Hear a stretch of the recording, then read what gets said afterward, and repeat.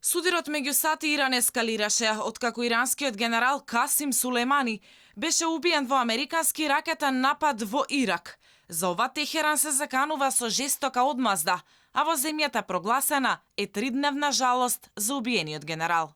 Американското министерство за одбрана соопшти дека наредбата за напад во близина на аеродромот во Багдад ја издал председателот Доналд Трамп како чин на одбрана. Се додава дека Сулеймани активно работел на планови за напад на американски дипломати и воени сили, а целта на американскиот напад е одвраќање на Иран од идни акции, аргументира Пентагон. Непосредно по нападот американскиот председател Доналд Трамп објави твит без зборови, само со фотографија на американското знаме. Покрај Сулеймани, во нападот е убиен и еден од лидерите на проиранските народно мобилизирани сили, Абу Махди ел Мухандис. Ирачкиот премиер Адел Абдел Махди изјави дека нападот ќе предизвика војна во земјата и во регионот. Убиство на ирачки воен командант, кој има официјална функција агресија против Ирак, ирачкиот државен апарат, ирачката влада и ирачкиот народ. Мислењата за ликвидирањето на иранскиот генерал и лидерот на шиитските сили се поделени.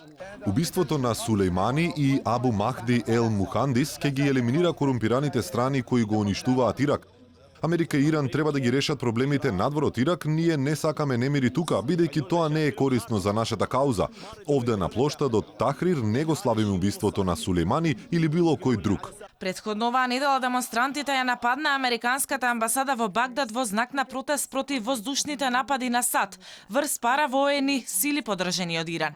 Се смета дека убиството на Сулеймани ќе донесе поголема ескалација на настаните во регионот од претходните американски операции, во кои загинаа шефот на Ал-Каида, Осама бин Ладен и лидерот на екстремистичката исламска држава Абу Бакар Ал-Багдади. Односите меѓу САД и Иран се влошија, откако Вашингтон се повлече од нуклеарниот договор со Техеран во 2018 година, пошто ги зголеми санкциите врз Иран со цел да го спречи извозот на нафта.